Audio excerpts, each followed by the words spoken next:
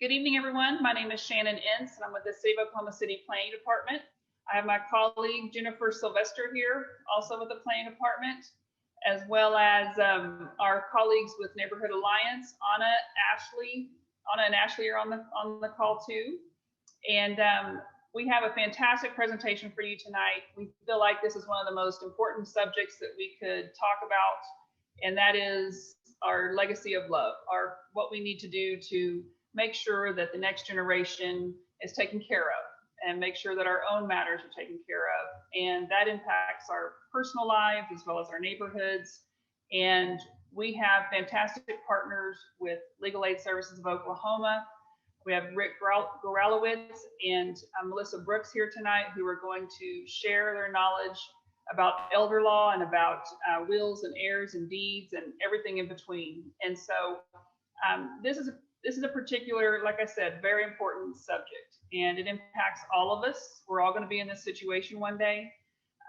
It's a very complex conversation to have with family and friends, and it's a complex discussion and complex subject overall. And we thought that these individuals could really help us kind of break through some of the definitions and some of the meanings and some of the myths and misinformation, and break it down in a way that we can all understand it.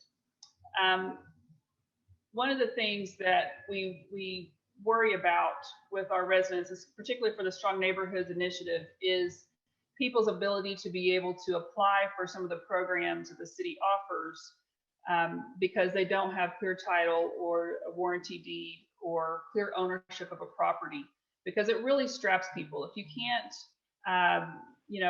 if you don't have it all in your name, you can't necessarily apply for some of the programs. You can't borrow against the home. You can't sell it. There's a lot of things that that it prohibits if that's not all cleared up. And so we want to make sure that we give our neighborhood residents every opportunity to be able to participate in all the programs and be able to build their own personal wealth and protect their wealth as much as possible. So that's really what this is all about tonight.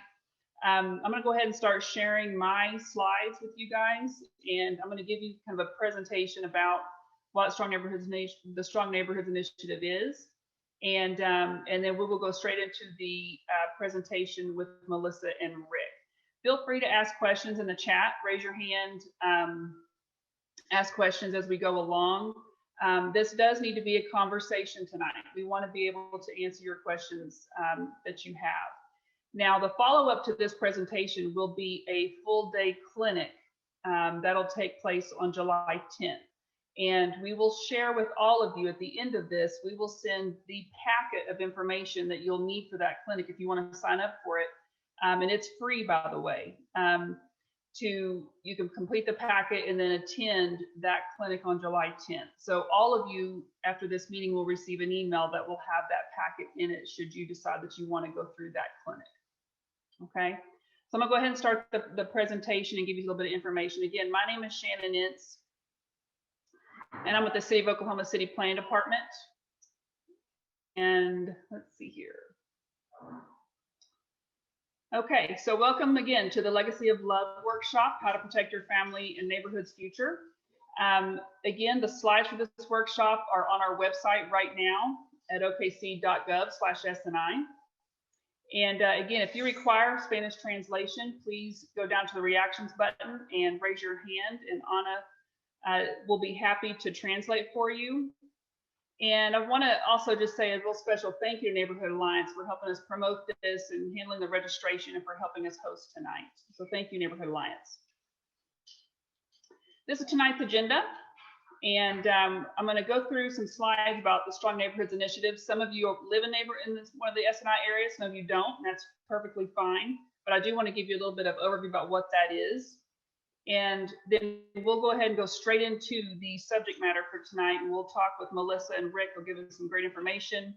We'll have some Q&A, and I'll give you some more information on SNI resources. This is the Strong Neighborhoods Initiative. This on the left is our social media. You're welcome to follow us, and we do share quite a bit of information on upcoming workshops and programs and events. Jennifer Sylvester, I call her my partner in good. She is on the call as well. We both can answer questions about SNI. And like I said, we both work for the City of Oklahoma City Planning Department.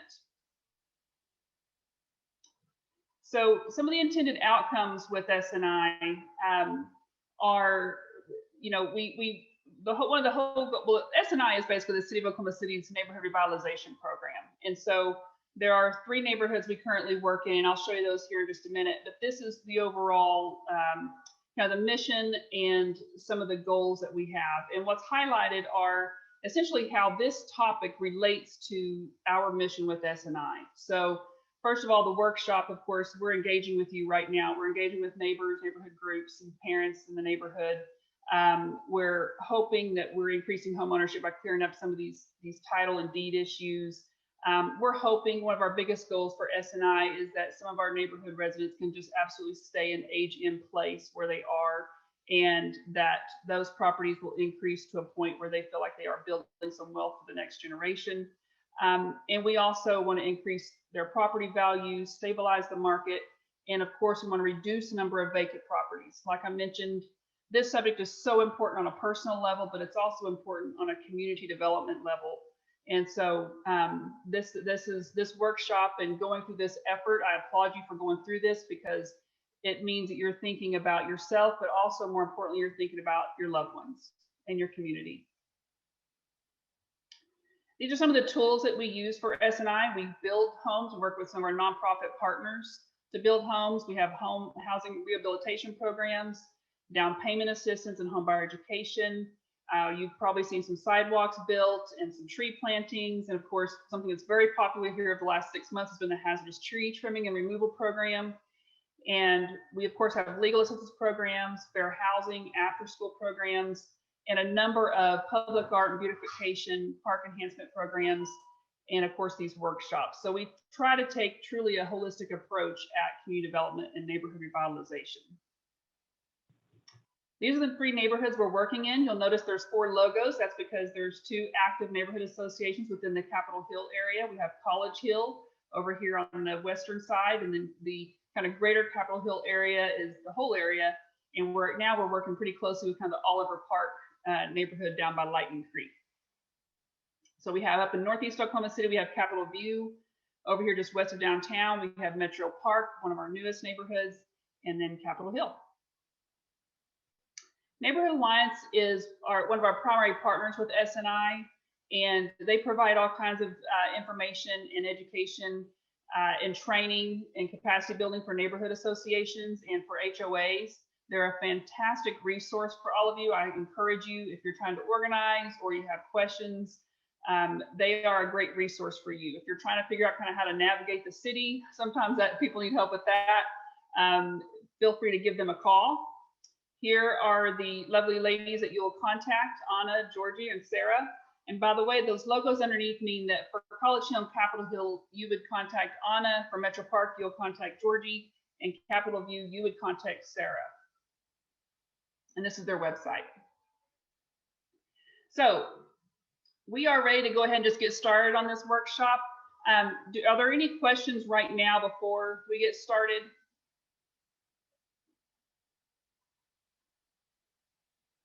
I don't see any hands raised. So let's go ahead and get started. Melissa Brooks and Rick Goralowitz are here with Legal Aid Services of Oklahoma, and they've been fantastic. Legal Aid in general has just been a fantastic partner of ours for years. And after speaking with them, I think they truly understand the goals that we're trying to accomplish. They've been doing this for years. They've been working with local churches and others to try to help resolve some of these problems and help individuals get on their feet. And so I'm going to just go ahead and turn it over to them. There's not a formal presentation. I'm going to follow them as we go through this list right here. And if you have questions as we go, if you could raise your hand or type it in the chat, we'll be sure and communicate with you. Okay, so I think I'm just going to hand it over to them, and they can do their own introductions if they want to and tell you a bit more about them. All right. Hi, my name is Rick. My name is Rick Goralowitz. I am an attorney with Legal Aid Services of Oklahoma, practicing primarily in the area of elder law, things which affect older people. And as you might be aware or might have guessed, things like wills, trusts, and something are uppermost on a lot of older folks' mind. Uh, I want, and sometimes it's not so much what you don't know, but sometimes people have kind of mistaken ideas and think they know things that might not allow them to do something in their best interest. And so one of the things Melissa and I are going to do tonight is to kind of try to bust some myths. Now, one of the myths is, do you have an estate plan? And if I was sitting up on a stage someplace giving this lecture and looking out at the audience, I would ask people, to raise your hand if you think you do. And when I ask a question like that, I would expect that everyone in the room would raise their hand. And here's why. If you don't have an estate plan of your own, the state of Oklahoma has one for you that they will implement upon at the time of your death. Now, the state decided to do with your property what they think that's best to be done with it. What could possibly go wrong with that? Well, quite a lot of things actually, because it's totally impersonal. And it depends upon the closeness of relationship between you and other members of your family. And I want to emphasize that because members of your family is about all the state plan takes into account.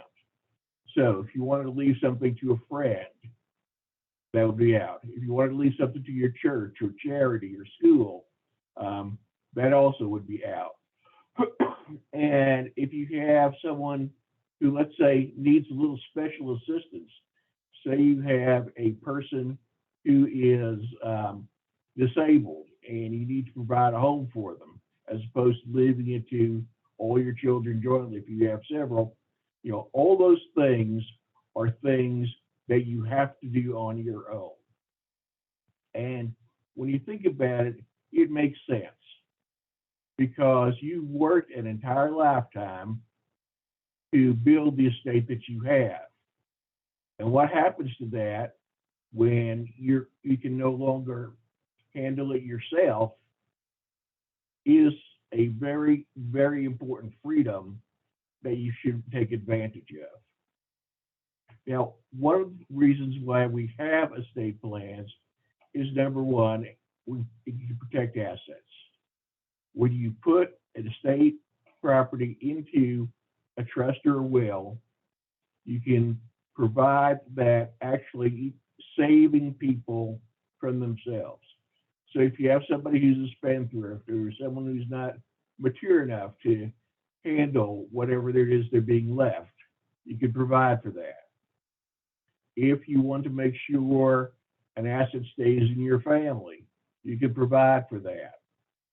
The tools to do your estate planning with are very, very flexible in Oklahoma. And so we're not going to do cookie cutter type wills and trusts and that sort of thing. We're going to aim for meeting your own individual goals of every person in there. And every person in here, I would imagine, might have different goals or goals that are very personal to themselves. Because things are so personal, we want to talk about the issue of wills. Now, almost everybody has heard of a will. And what a lot of people don't realize is that Oklahoma law provides that every will has to go through the probate process. Now, what happens at that point is that every will and every probate case document becomes a matter of public record. So if someone wants to come down just out of curiosity and see what it is you're leaving to whom in your family, there's really not much we could do about that. It's kind of it's literally an open book, actually. So we want to make sure that your privacy is protected as well. Now, as far as do you have an estate plan goes, we've got two sub questions under there. Number one is that an estate plan is not just a one-time deal. Things can be changed and situations change over time. And when those changes happen, you need to come in and determine whether or not that will change your estate plan in any other way. People die, people get divorced, people have new children. Sometimes the person that you think is just an upstanding fellow right now, 10 years from now, might be a totally different person and might upend your total plan for your future and what your assets are being put towards. So we need to bust that myth as well. Just because you have one, it doesn't hurt to come in and see if maybe it needs to be updated to deal with changing times. Another thing that people kind of misconstrue is that I told you at the front of this lecture, I am an elder lawyer. I take care of problems that are unique to senior citizens, but estate planning is not just for older people. If you have any property at all and you're over the age of 18, you should probably start thinking about having something in place in the event of your death or disability in order that it can be managed and distributed in a way that you want it done. So it's never too early to have a plan. A lot of people might think that it's something young people don't have to worry about. But if some of you will remember back around 2005, we had the case of Terry Schiavo, a young lady from Florida, 27 years old, goes into a coma, no plan, nothing to give any directions to any of their caregivers. And then it ended up as a lawsuit between her husband and her family that captivated the news media for months. So we're trying to avoid that type of scenario as well. So even if you have an estate plan for your property, you need to make sure that you understand that an estate plan is not just who gets stuff. An estate plan includes who will make decisions for you if you're sick or disabled, who will make decisions for, who will take care of your family business and finances, and who will take care of if you have children or dependent adults, who will take care of them as well. So estate planning is not just, what do I do with my stuff? It has a lot more to do with what type of legacy you want to leave as far as memories and what type of future you may have in the event, God forbid, that something might happen to you where you can't take care of business for yourself. Now, we're going to talk about the parts of a basic estate plan, and there are certain types of tools that we use to make a plan. And those include, we'll talk about each one of these, but those include, number one, a power of attorney. Who will take care of me? Who will take care of my stuff if I'm injured either temporarily or permanently, and I can't do that for myself? Who will make decisions if I'm in a terminal state to decide that it's time to cut off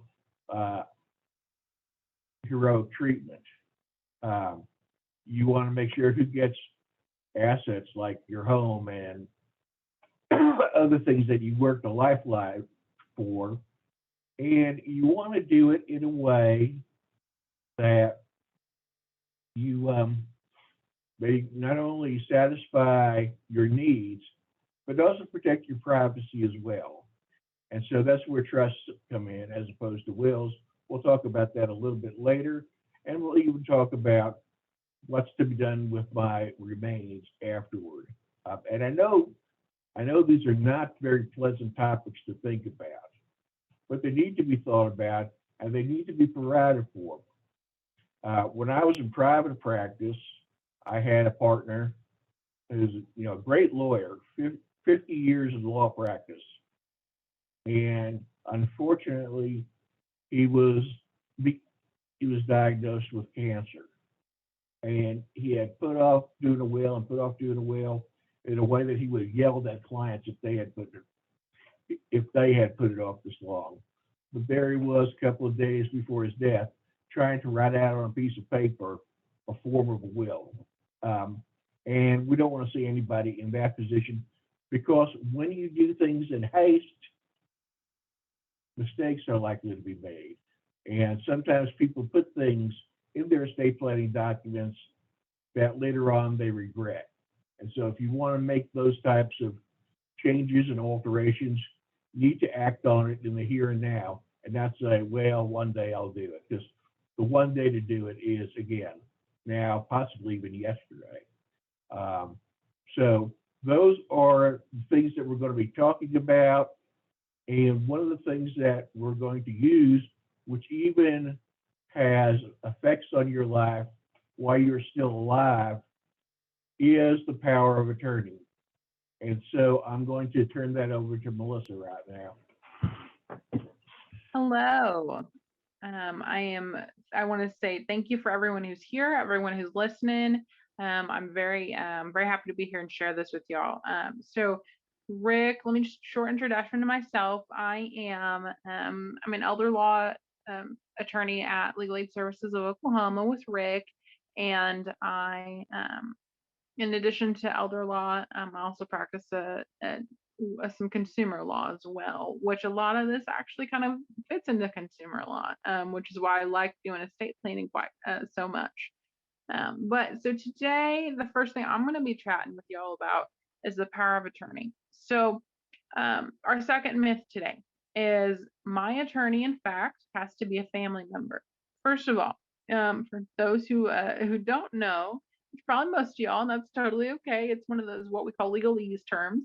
An attorney, in fact, is the person whom you grant the authority to under the power of attorney. So let's say I have a power of attorney and I want my my cousin to be able to help take care of financial stuff if I can't take care of it. So I'm the grantor, or I'm the person who grants the authority, and then my attorney, in fact, it's my cousin, the one who's helped taking care of things for me because I am helping because I appointed them. So this myth says my attorney, in fact, has to be a family member. It is a long-held belief and is absolutely untrue. So one thing you will hear me talk about a lot about today is about trust. Is when you pick someone to be your attorney, in fact, or to have authority under your power of attorney, they have to be someone you trust. And the reason that I specifically go on long about this and could talk for days about it is because my particular area of elder law practice is working with victims of crime. So someone who, that sad story on the news about the contractor who came in and exploited the vulnerability of the older woman, or the niece from California who showed up and said, grandma's bank or the bank account's empty, that kind of thing. That's my practice, right? So I see this all the time. So when I talk about a power of attorney, I want to be really emphasize that trust.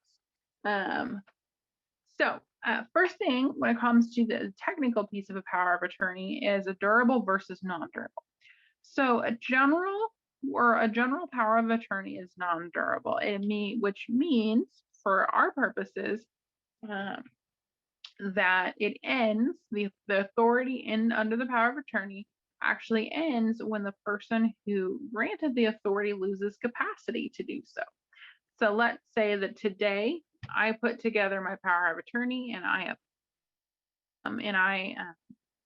grant my cousin this authority, everything's good, right? But then tomorrow I have a car accident and I'm in a coma. Rick already warned you guys, this is not fun stuff. Even the examples aren't very fun, I apologize. So let's say I'm in a car accident, I'm in a coma, right? I no longer have the capacity to tell people what I want, which means I no longer have capacity to make decisions. So at that point, under a general power of attorney, my cousin couldn't do anything. But today, if I have a durable power of attorney, meaning that it survives that incapacity, then they can. And this is a real important thing for those who are planning, especially for future. If you know you're going to have a future illness, or you just think it's very possible, which is any of us, we always recommend a durable power of attorney because you never know when that incapacity can happen.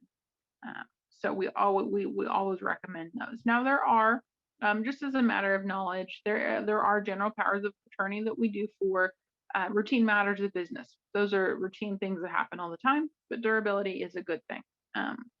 Okay, so what kind of things does the power of attorney cover?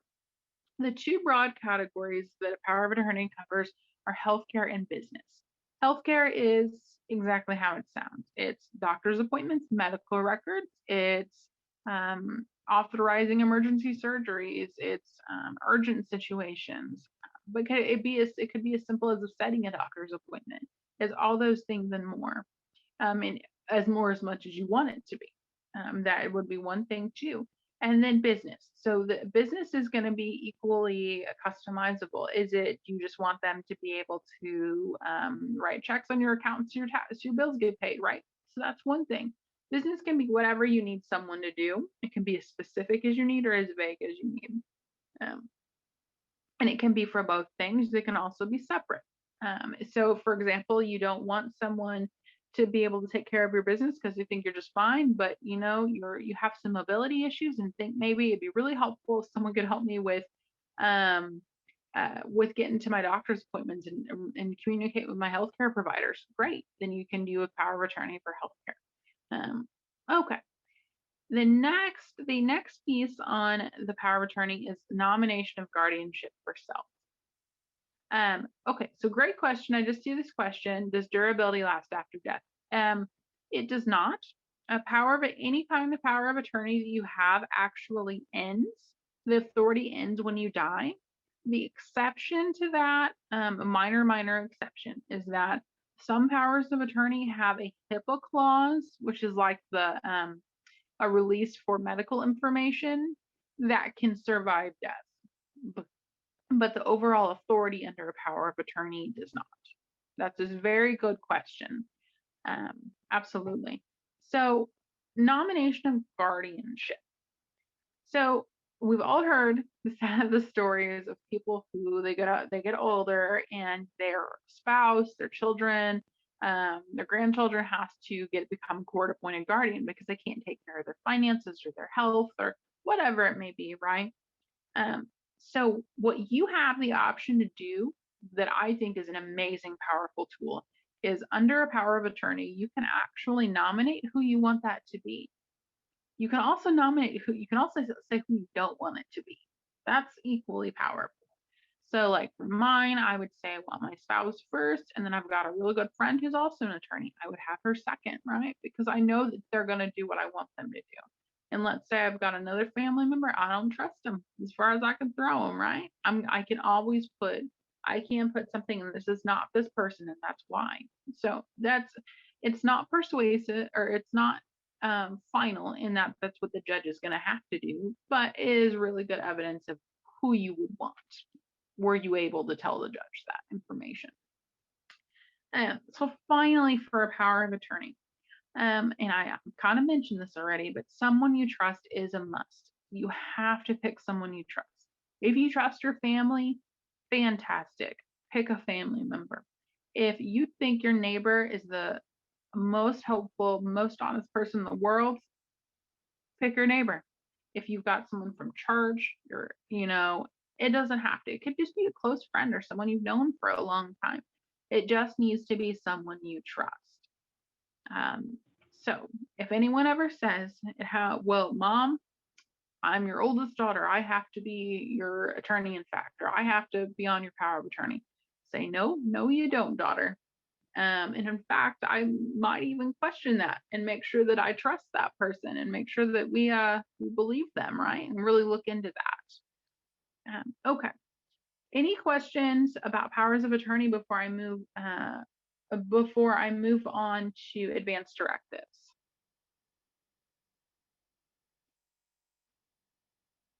And some of that can be a little bit complicated. So if you think of a question later on, or if you have a question, you like you're going through your packet and you think, oh, I just don't know how to answer that. Please feel free to write it down and bring it back. Bring it when you drop off your packet or at the clinic. We're happy to answer questions anytime. Okay, so advanced directive. So this is a particular topic. You'll notice there's not a myth here.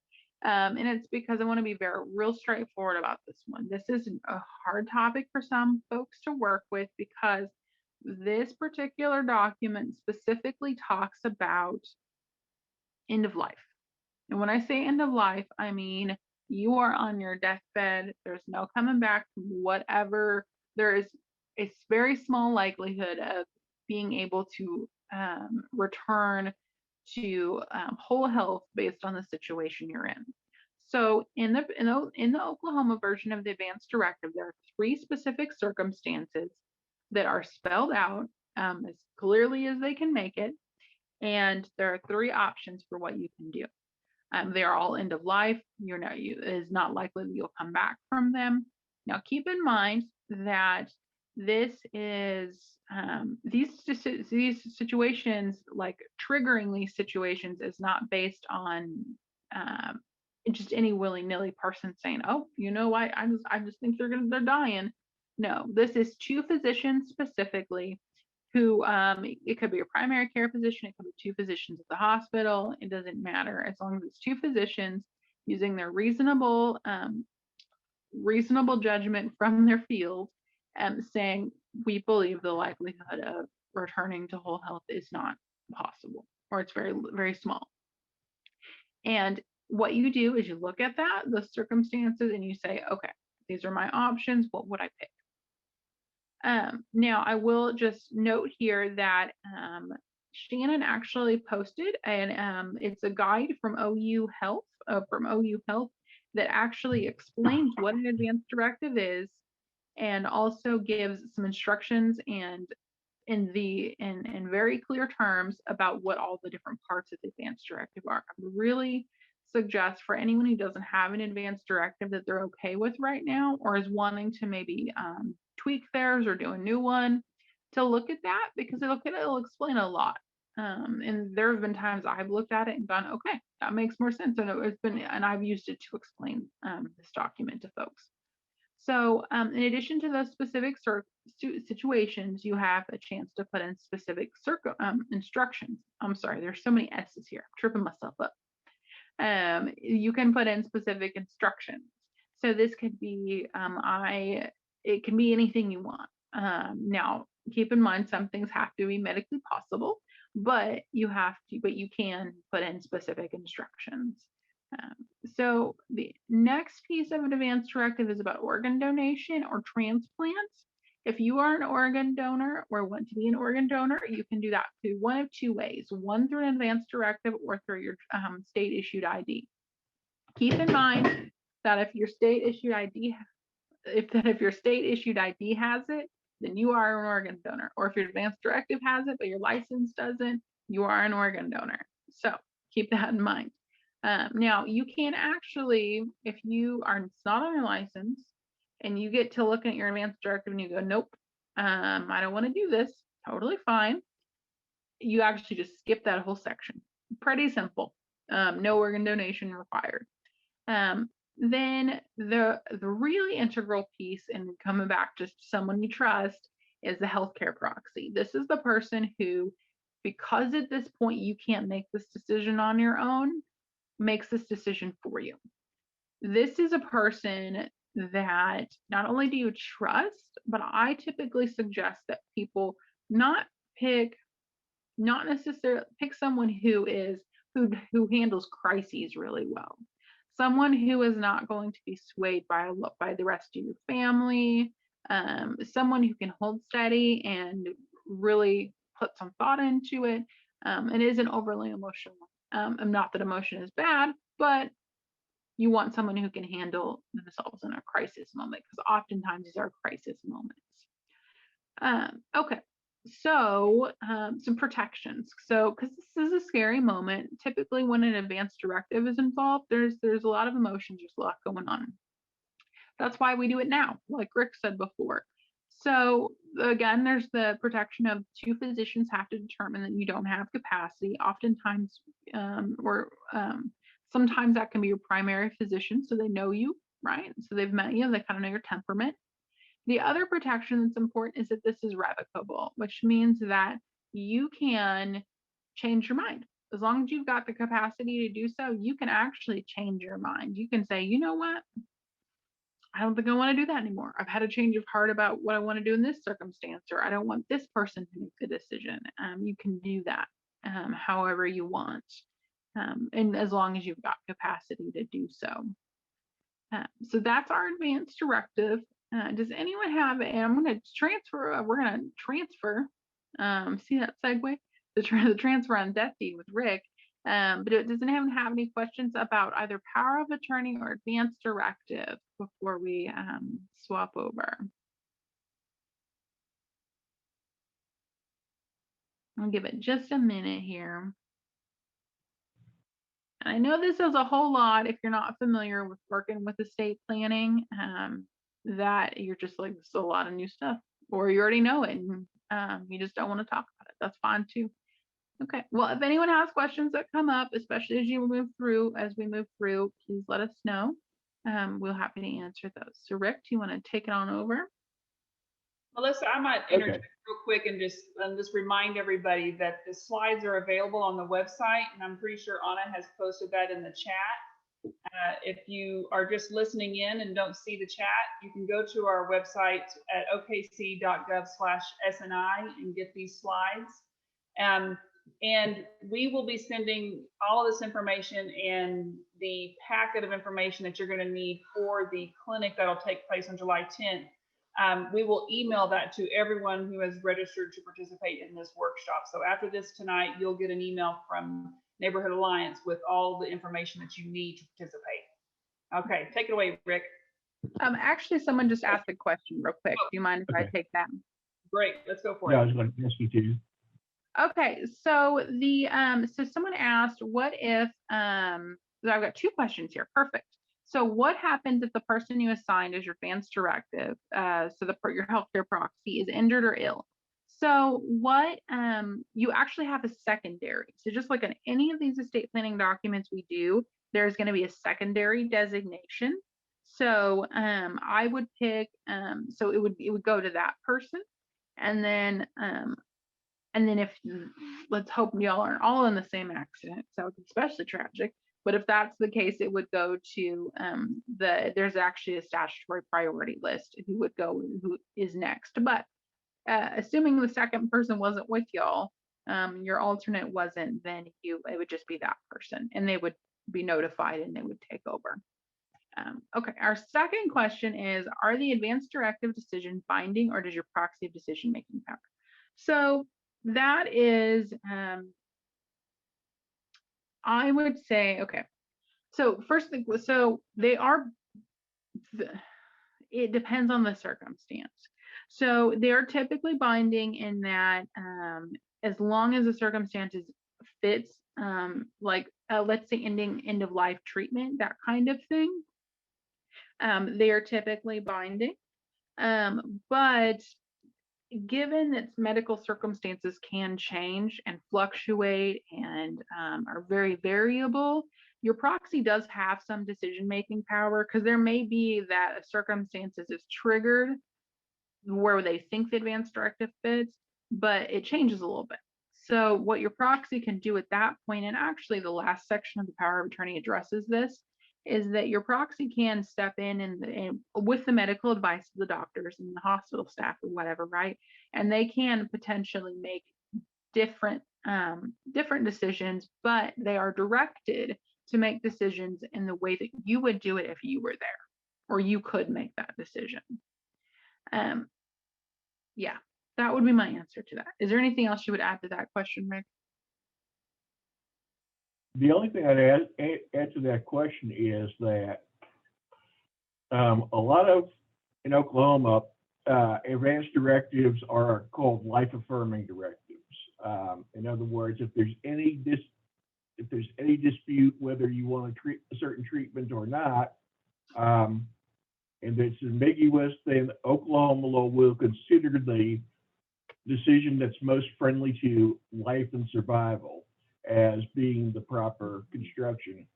Also, in many cases, there are crimes involved in violating a person's directive. And so Oklahoma has provided criminal penalties for that as well as civil penalties. So it is binding, but it's not totally inflexible. It doesn't negate common sense. Mm-hmm. All right. Do you want to take it on over for transfer on death deeds, Rick? Sure. Okay. Transfer on death deeds is actually kind of a new tool in estate planning toolboxes.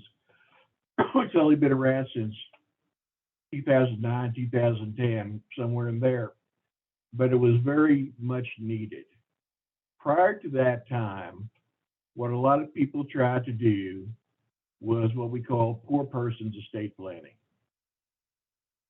And what they did was they'd put their children's name on their property, whether it was a bank account or a deed, and counted on that person, counted on that to take care of the problem, or they counted on that person to be fair with their brothers and sisters, etc.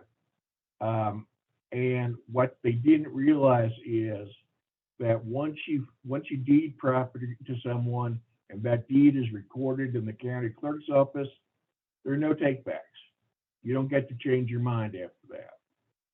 So, for example, if, let's say you had a situation which came up for me, you have 3 children that you leave your property to by just doing a deed of the property to them. Well, you have a 4th child that you didn't get along with, but then you got back together again and you wanted to get the 4th child in on the transfer as well. Well, you can't do that unless you get the other members to agree to doing that. We have a lot of people now with reverse mortgages. Everybody in the ownership line has got to be 62 or over. A lot of people put their children on their deed as an estate planning tool, and then later on they decide, hey, I'd like to get a reverse mortgage, and they can't do it because they have someone under 62 on the title to the property. A lot of times they expect people to take care of, this is particularly true in the case of an individual who is, as a child or an adult, disabled in some way and may need Medicaid or public assistance.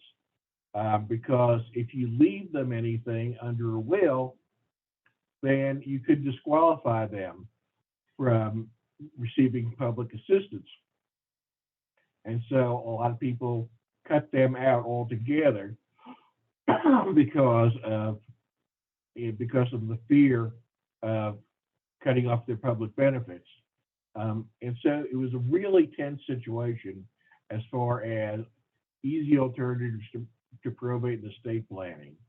But one of the things that came up was this idea of using a deed as a transfer document. Excuse me. And the thing was that now, back then, whatever you did, you could have a contract, you could have a qualification written on the face of the deed, all kinds of things. And the law would just ignore them. They'd look at, I give this property to you, and it's a done deal.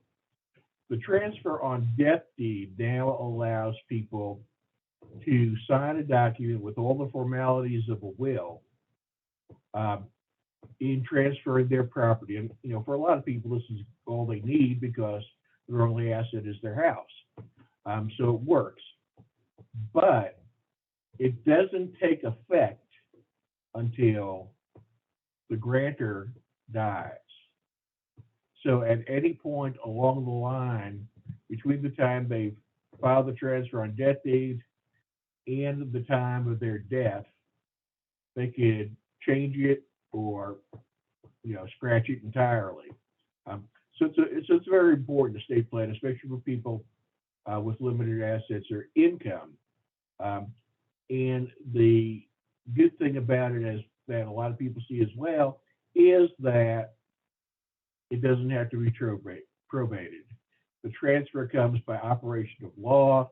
When a person dies, then the person to whom the property is transferred goes and fills out an affidavit and provides a death certificate, and it's done. And once it's revocable, then you can do all kinds of different things with it. You could leave it to a husband and wife. You could leave it to a husband and wife if they divorce. You could take, your non-blood relative off of that, or put it on however you might however the fault might lie. So it's a very liberating kind of instrument to look at, and that's why transfer on death deeds is so very much superior to a quitclaim deed or warranty deed, which gives you no choice once it's filed with the county clerk. And that's really all I have to say about it, unless there are questions.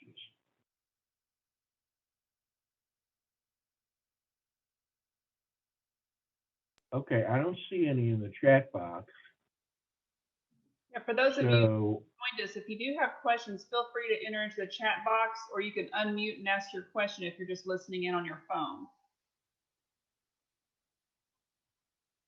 okay, so I'm going to go into trusts. And a big myth about trusts is that they're only for the wealthy.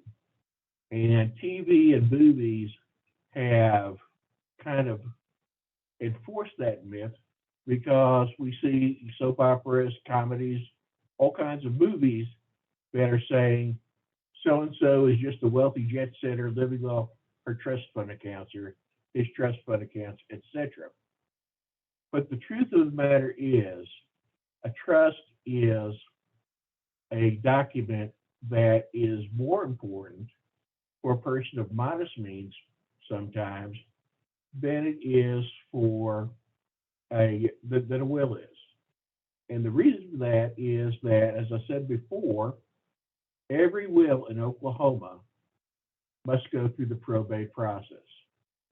And the probate process has costs in time and money. And it also, again, torpedoes privacy. It becomes a public record. Trusts do not. A trust is kind of like a contract that you make with yourself. And you take the property from your hands as an individual, and you put it in your hands as the trustee, and it remains your property. And you can scrap the trust, you can revoke it, you can do anything you want with it to change it. It's still your property, you do whatever it is you want to do with it. But in the event of your death or disability, you appoint someone whom you trust to be the successor trustee and to take over based upon the directions you've put in your trust documents. And I want to mention something here. When we talk about trusts and we talk about powers of attorney, etc., one of the things that drives me crazy is that people say, I've got a power of attorney over my mom, or I've got a power of attorney over someone else. And you don't have power of attorney over people. You have them for people. And the person who grants you that power is really the one who's calling the shots while they're still competent and able to do so. You don't get to hold that over their heads. And a trust kind of answers part of the question that someone asked Melissa during her presentation. A durable power of attorney does not survive death. A trust does. A trust provides for a continuity of care and management of assets. So that's another reason why it differs from a will. And they're very, very flexible. And they're also very, very, very useful in keeping folks honest. Because there are a lot of times when you have a family that may not be the the Cleavers or a typical American family, and everybody getting along and that sort of thing. And it's possible to appoint, say, your children as trustee, but appoint, say, a friend as supervisor of the trust to provide counsel if they're very young and they don't have much business experience, or if they're likely to have controversies. A trust can handle almost everything that could come up as far as making determinations about what to do with your property. A trust doesn't really affect healthcare decisions all that much, but it's a very, very flexible tool. And someone just asked the question about should bank accounts be placed into your trust? That is kind of a case-by-case type of decision.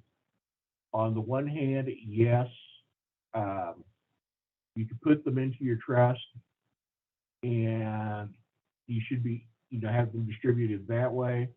But on the other hand, a couple of things come into play. Number one is that I would keep what you use for handling your everyday groceries and that sort of thing kind of separate from other types of bank accounts. And usually when push comes to shove, I consider using a pay on death on your bank accounts more effective than a trust. And one of the things about that too is that for years, statistically, if there's a car accident, let's say, and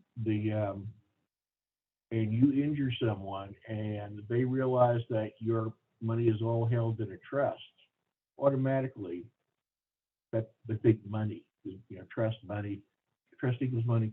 And there are statistics out there that very clearly show that injury cases where a trust is the owner of a piece of property or an account are much, much harder to settle than they are without it. So usually I think pay on death accounts are probably better than putting your assets in the trust, especially when you're thinking about the account that you use to pay everyday bills and the like. One thing you should never do is put certain certificates of deposit or pension benefits into a trust, because very often that transfer through the trust can trigger tax consequences. So you ought to be careful about that. Hopefully that answers that question. I would use the payable on death before I would consider the trust option. And what do you trust to trust?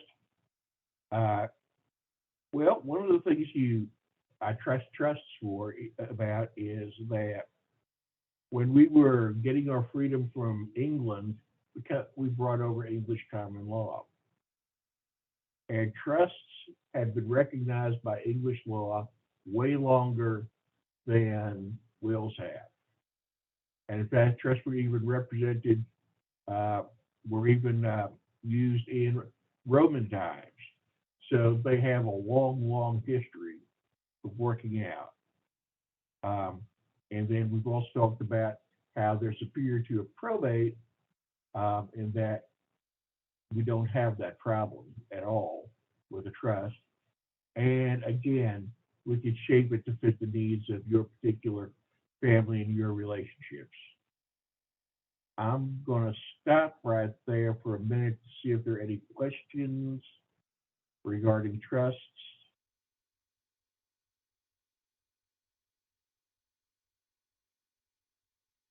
Okay, and then I'll go on to wills. And most people are familiar with wills. They don't have to be done with a whole lot of formality. There are requirements before a will is considered valid. A lot of people talk about handwritten wills, and that has to do with how you do it. In Oklahoma, a lot of people I see have used dear kids letters that, leave an envelope someplace where it says, dear family, if I'm gone, I want this to happen. Again, there's no there's no legal force behind that because it's not really a will. There are certain steps and requirements. For example, for a handwritten will, has to be has to say it's a will, first of all, has to be signed entirely in the grantor's handwriting, has to be dated. And a lot of times, especially now with the internet, people get in trouble trying to do trusts and wills just based off a kit that they buy over the internet or forms that they get either at an office supply shop or, I had a lady who had about a $1,200 estate package that she bought online. And she had several children. She wanted her daughter to get the house. And so she sent all her income or all her information to the company that was making the will and trust, gave them, her money, got it back, and what she got was a vinyl notebook with about 50 pages. About 12 of them actually had any kind of real substance or relative to it. But the bad part was that when it came to leaving her house, it said, I leave my house to, and then it had a parentheses and said, insert name here, close parentheses. So she ended up not leaving that house to anyone. And so the siblings couldn't agree, went to court, and the house ended up being sold and divided among the siblings as opposed to set aside for the person that it was meant to. So a lot of times a bad estate plan could be worse than no estate plan. And sometimes these estate plans that you get on the internet or through office supply stores are valid in the states where they're made, but they're not valid in Oklahoma for one reason or another. So you got to be really careful. And that's one of the reasons why I like working at clinics like this one, because you're dealing with an Oklahoma attorney, not going anywhere, knows the local law, and you're going to eliminate part of those problems. And since the fee is free, you're not going to get soaked on the price as well. Now, as far as wills go, I'm going to say there are essentially two kinds of wills for our purposes. One is the regular will, where you say, I leave my property to him, her, and etc. And that's fine. And a lot of people trust those just because the will is familiar to them and they don't want to have to mess with something they've never heard of, like a trust. It sounds like a lot of work or a lot of technical type of management in there. But what I usually recommend, and I think Melissa would agree with me, is that people use a trust and a will in combination with each other. Why is that? Because in a will, you the person's estate to it, personal property to it. But when it comes time to distribute property under a trust, again, that's not court supervised. And as long as the trust has the assets, you file an inventory of the assets that you put in the trust, as long as the trust has the assets in there, mentioned in it as part of the property of the trust, you don't have a personal estate. You have a trust estate. And so property that you don't put in the will, let's say you have a house now, write a trust, put the house in the trust, and then 10 years from now you move and you don't put the new house in the trust. The will is used to catch, it's called a pour-over will. Will is used to catch assets left out of the trust. So if you have a situation where a major asset is not put into a trust, the will can catch it, pour it back into the trust, and even if there is a probate proceeding needed, then it's a very abbreviated, less expensive, less time-consuming one. And if there are no assets outside the trust, the will can pretty much be disregarded. I want to say these are called pour-over wills. And so I kind of recommend these to people as sort of a belt and suspenders type of approach to what can be a real problem. Another thing, someone asked earlier about, will a durable power of attorney survive death? And the answer is no. A trust will. So a trust can provide continuity after death with regard to the management of assets that are placed in the estate. So that's really something else that one needs to think about. Are there questions? I got one, it looks like.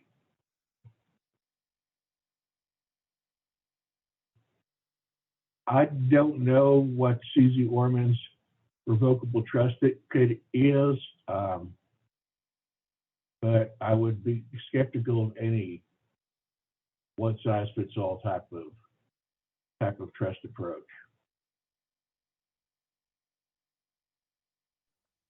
I would just add, so so can I just interject real quick, Rick? Sure.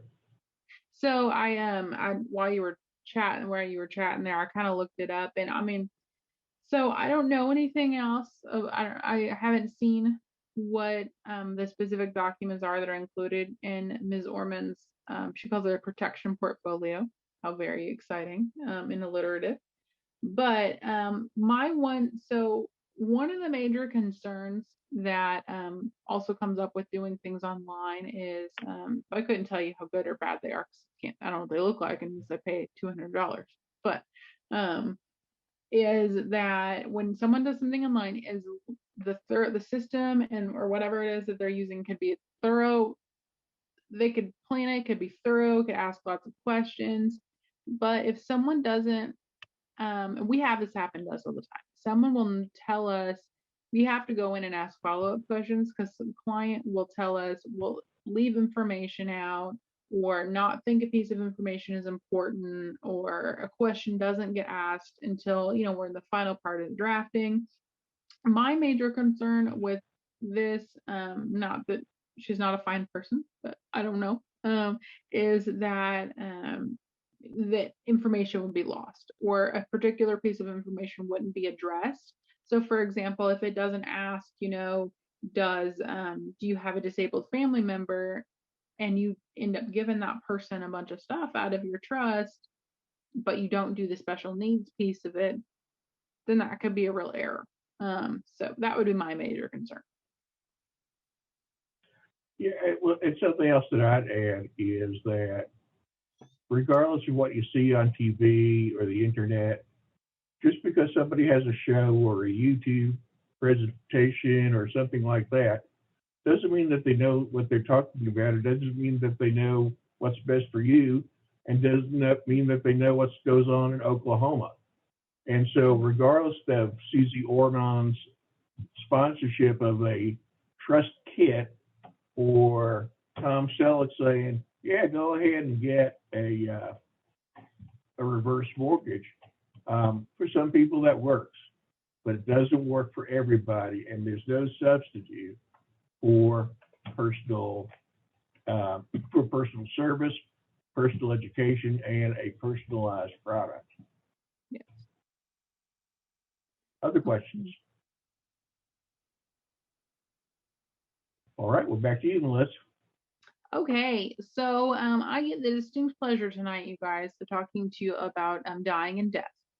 That's what I do. This next document is actually something that you don't necessarily see. This is something I've developed that is actually based on a Colorado document that I think and that I found to be very helpful and has now been integrated into our basic estate plan that we do. Okay, so it's called an affidavit for final disposition. Essentially, it has three purposes. The first purpose is who you want to take care of your body after death. Most people say, well, it'll be my wife, or it'll be my kids, or whatever, right? And most people, this is not a concern, thankfully, and I'm very grateful for that. But the reason I have folks do this particular document, is because you never know when the person you think is going to do it isn't going to be there, or they're not able to do it. It's a rather dramatic example, but I had a client in the past who I was assisting with a domestic violence issue, and she had come up from Texas, where her husband was currently in jail for that same domestic violence. She died here. I had to file a probate in order for her family to get her cremated, because her husband had statutory right under Oklahoma law. That is a sad, dramatic example, and I understand that. But it's also important too for the everyday person, because maybe you don't want your spouse to have to take care of it, and you think that you have a child who can do that for your spouse, because that is a really tough time after someone dies, right? So you can put this in there. The other important piece of it designating who you want to do it is because Oklahoma has a list of people who they think you might want to do it, just like they think you might want to have your stuff, or they think you might want to have your stuff. And we may not trust all those people. Not necessarily with our remains is dramatic, but you never know. So we're always about contingencies, plan A's, B's, and Z's here. So that's why we do this. As far as what they're instructed to do, this is about cremation versus burial. This is, or whatever sort of ritual you would prefer.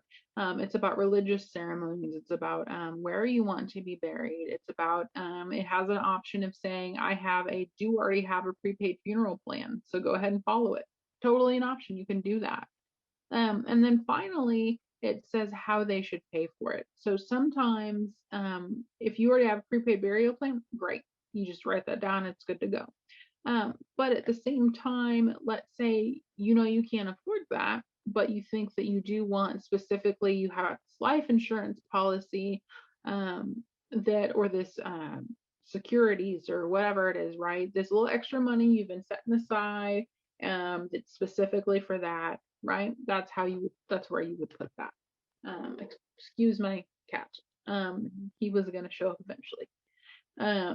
So that is the purpose of an affidavit for final disposition. It's a fairly simple document, but I think it's a really good thing to have just in case, just like all of these documents. Does anyone have questions about that one? I know it's a little more straightforward than some of the others we've talked about.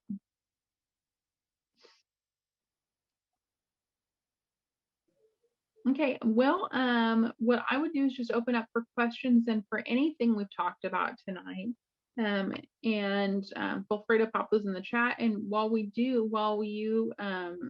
put your questions in, or raise your hands, whatever you'd like to do, I will go ahead and kind of chat about your homework. I was teasing with Rick earlier and I said, I'm going to be the boss. I'm going to be the bossy one. I'm going to give y'all homework. First piece of homework is Shannon did post the advanced directive, like I mentioned earlier. It's a packet from OU Health that has instructions and has a template form. If you go through, I would ask that you go through that and you look at it and you look at what the options are. You look at what everything means. This is a document that a lot of people will walk away and say, I need to pray on it. I need to talk to my family, that kind of thing. So if you get this done ahead of time, it'll make it a little bit easier once we get to the clinic. Now, if you don't, or if you still have questions at the clinic, please do. Absolutely, we're happy to answer any of those. Okay, next piece of homework for y'all is our packets, which are, so there are two particular, there's one document, yes. So as Shannon has noted that Neighborhood Alliance will email you the packet. This particular packet has to be back to legal aid, to our office. You can mail it, you can fax it, you can email it. It's up to you how you want to get it to us, or you can drop it off, right? To back to legal aid by June 11th.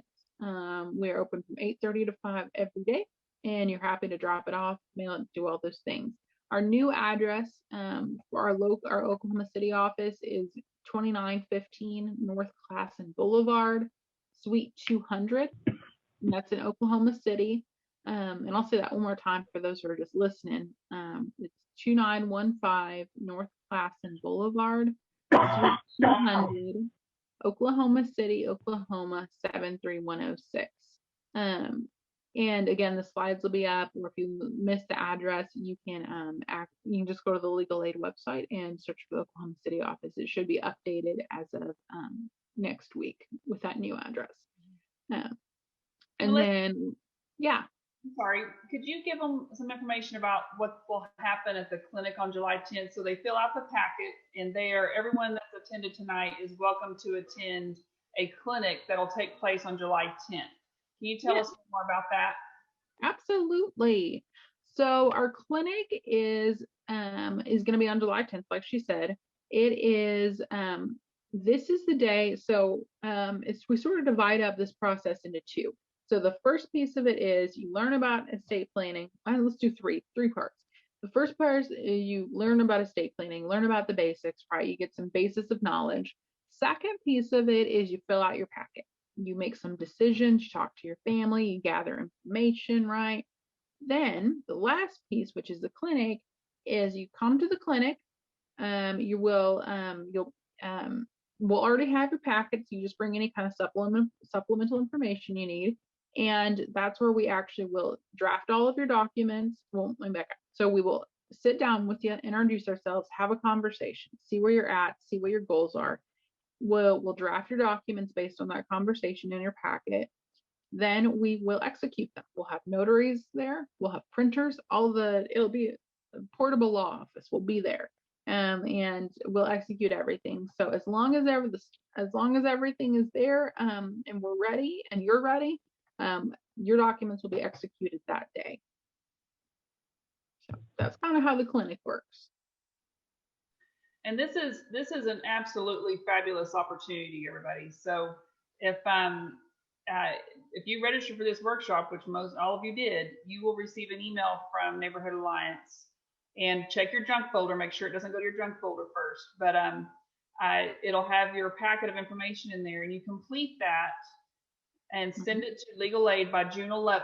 And that gives them time to assign attorneys to everyone and to kind of go through and evaluate everything, make sure you have everything. And then when you attend that July 10th clinic, by the way, we'll send you the location for that also. But when you attend that clinic, by the end of that, before you leave, your documents will be filed for you. And so legal aid will take care of that for you. And so that's just a fantastic benefit. And we do have a couple more questions on here if Melissa and Rick want to take a look at them. Yes. So I'll take the one about the income limit. Was that the question? Yeah. Okay. So there there is no specific, there's no strict income limit.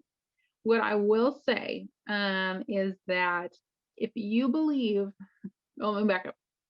There's no strict income limit because this is a community outreach event. For general legal aid services, there is. There is not for this event.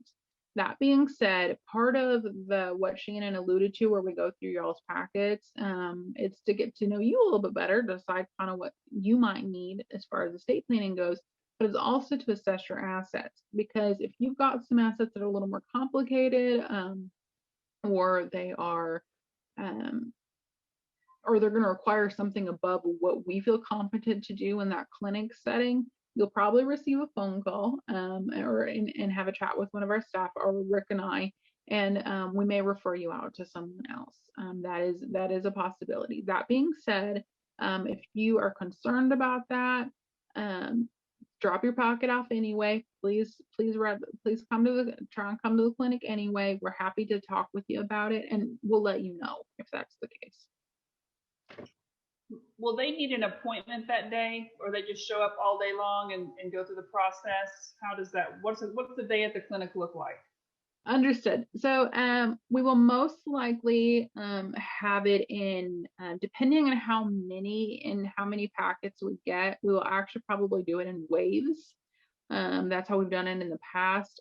So what will happen is we will go through all of them, and then we will have our staff contact you and let you know which wave you're going to be in. That's how we've done it in the past. Just so people aren't waiting, it can take about an hour and a half or 90 minutes to get these done. But we also don't want to restrict the amount of time either, so we can get these done competently and thoroughly. So, for example, we'll have folks come in at 9 for the wave, and then we'll have folks come in at 11:30 for the next wave. And it's a long day for our volunteers, but it's super rewarding. So we'll just have it most likely do it in waves. Yeah.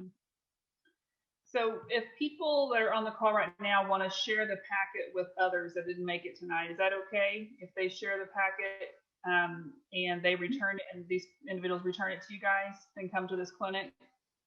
I think that would be fine.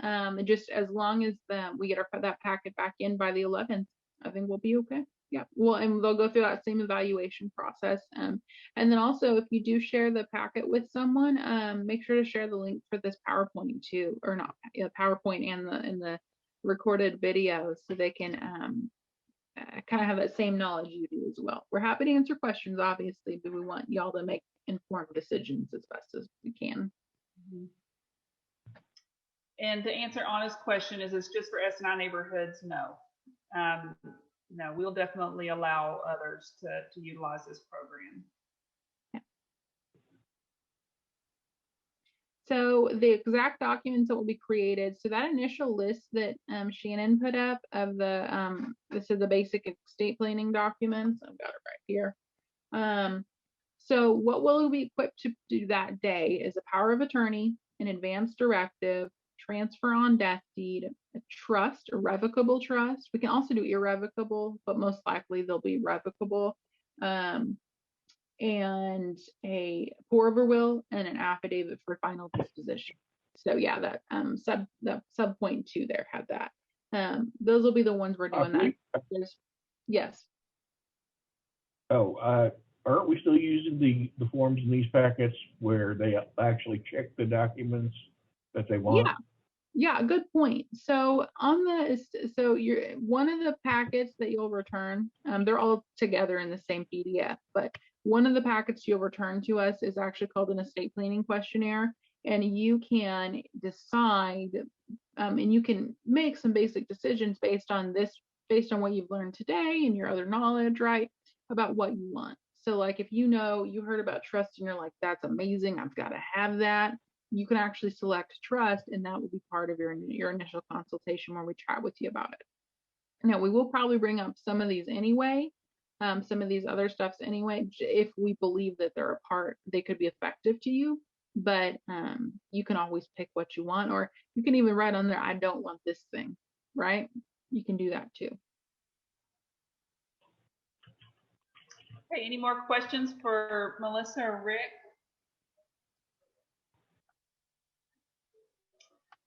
Well, thank you, you guys, you two, for this incredible amount of information. And I do hope that everyone on the call participates in the clinic or reaches out to them for more information. I'm going to go ahead real quickly and let's make sure. Oh, good. Thank you, Vanessa. I'm going to go ahead and share some resources for everyone, especially those of you who live in our Strong Neighborhoods Initiative areas.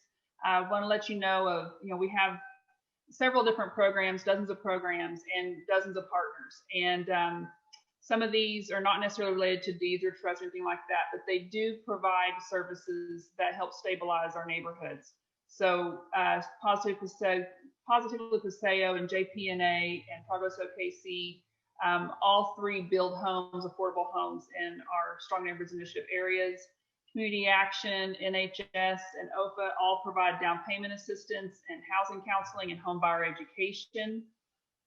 And more of our housing partners, the City of Oklahoma City and Community Action, both provide housing rehabilitation. So if you have emergencies, if you own the home already, or if you have a family member who owns a home who needs handicap accessibility, emergency repairs, exterior maintenance, or just whole house rehab, contact the City of Oklahoma City or Community Action for that kind of assistance. The Housing Authority, of course, to contact them for Section 8 or public housing, but they also have a family self-sufficiency program that helps with some of the down payment assistance and savings accounts. Metro Fair Housing and the School of Law, and of course Legal Aid, are three of our greatest partners in terms of fair housing law and housing discrimination. And so definitely contact any one of them, particularly Metro Fair Housing for housing discrimination specifically. They will provide testing and all kinds of good information. I think Legal Aid does that as well. But all of them are great resources, and Richard Kling is fantastic with evictions also. That's another issue that is something that we need to really know about and share with our friends and neighbors who may be facing evictions. Is contact Legal Aid or Richard Kling and some of these nonprofits that work with individuals who may be facing that right now. And last but not least, we have a workshop coming up on June 3rd. It's about personal neighborhood safety. And it's all about how some simple tips from the Oklahoma City Fire Department and the police department about how to keep your neighborhood and the exterior home safe. We're going to have one of our fellow planners, Susan Atkinson, who's a professional and an expert on CPTED, which is community or crime prevention through environmental design. And so she'll be sharing all that good information, as will the fire department and police department and neighborhood alliance partners. And so that'll be an interesting and fun presentation. So we look forward to hearing from them on that. So I hope you'll join us and go ahead and register for that at the same website you did for this workshop. And we love your feedback. Again, you can go get the slides off of our website. This is my email address and Jennifer's email address. Again, this is all of our website and social media. Feel free to email me any comments or anything that you want to share that you learned about, or any comments you have about this workshop. And I'll be happy to share those with the speakers. And we want to grow these programs. We want to make sure that they're as effective as possible. So we do encourage you to provide us some feedback and make sure we're covering the topics that you want us to cover. So again, thanks for joining us tonight. If there are any last minute questions, feel free to unmute yourself or just add it to the chat. We'll give you another minute or so. Actually, we have 5 more minutes. So just load us down with questions if you want to. I know Rick and Melissa are still on the call, so feel free to add any. Ross Moore when they visit. RV barn. Is there some? I can hear someone's voice. Hello? They're gone now. Okay. Yeah, if there's anyone who wants to add questions, go for it. Can you hear me? Is that for me?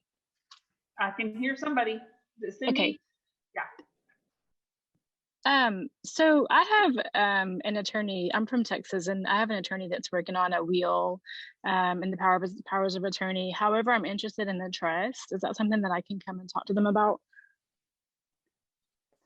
separately? Yes, yes. Okay. But now, keep in mind that Oklahoma and Texas have two very, very different probate setups. And if Okay. you're talking about a trust that deals with real estate, like your home or other types of property, property is always governed by the state that it sits in. So, you know, we would be giving you educated guesses on Texas. In fact, I wouldn't even try to guess what the law in Texas is unless I've had some experience with it. But you know, if we're talking about the documents in more general language, then please do. Okay. Okay. Thank you.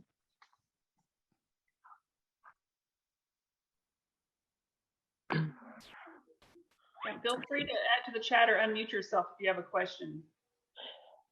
I'm Gail Stevenson, and can you hear me? Yes. Yes.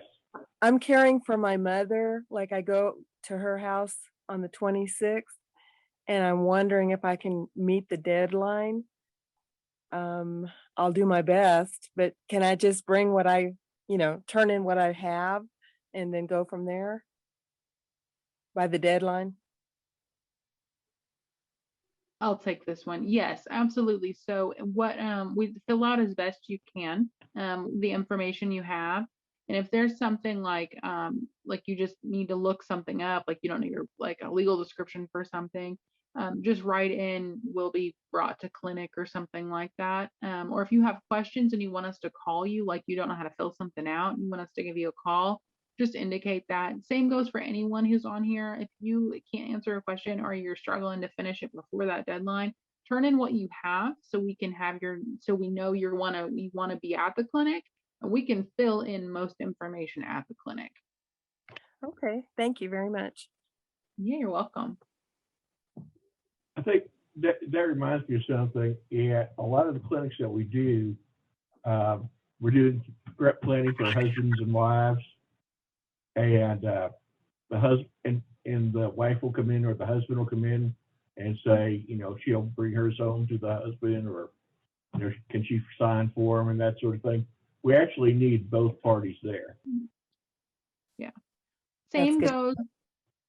Yeah. So same goes that if you are a married couple, we actually need to pack it back from both of you. Pack it in and we need that full packet back from both of you, because there's a little bit of different information in both. There will be. So When you say from both of you, do you mean 2 copies, one for each individual? yes, like each person needs to fill it out and then return it. Even if you think it's the exact same information, just indulge us. We love paperwork. Or we hate trees, one or the other.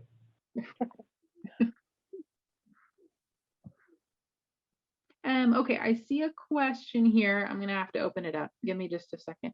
Once these documents are created, what is the best process to edit them as life situations or assets change in the future? Costs from legal aid or others to make these minor edits. Okay, so if it is first suggestion, let me actually answer. So legal aid never charges legal fees for our services. We are federally funded, so the government pays us to help you. It's very exciting. As far as making changes to your documents, my strong suggestion is if you think you need to make an amendment, or you think that maybe something's missing, or you want to change something, contact legal aid. We may or may not be able to help you. Given income, because that would be a later service, but we do wills clinics throughout the year, so that's always an option for you as well, not just through this one.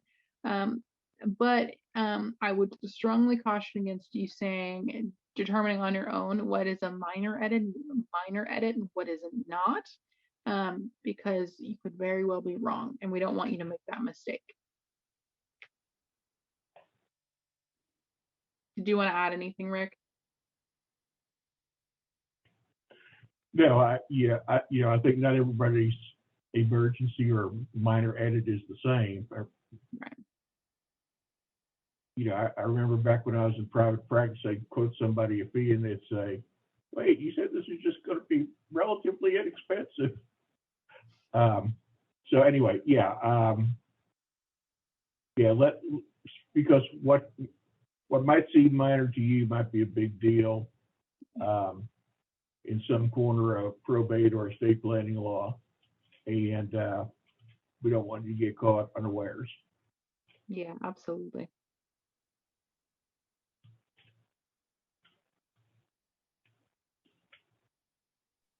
We've hit the 7:30 mark, and if there aren't any more questions, we'll go ahead and shut down for tonight. And again, we thank you so much, Rick and Melissa. We thank everybody for joining us. The sun is actually shining, you guys. It's been a while since we've seen the sun. And anyway, so get out there and enjoy that. And again, thank you to Neighborhood Alliance and Anna and Ashley who are on the call who helped us organize this. And you all will be receiving the packets and some more information from them. And you have our contact information right here. Again, feel free to send us some feedback and send us some questions if you need to. We'll make sure that everything gets answered. So, okay, well, we hope that you'll participate and get your packet in by June 11th and participate in the clinic on July 10th, and we'll send you the location as soon as that's confirmed. All right, thanks everybody. Have a great evening.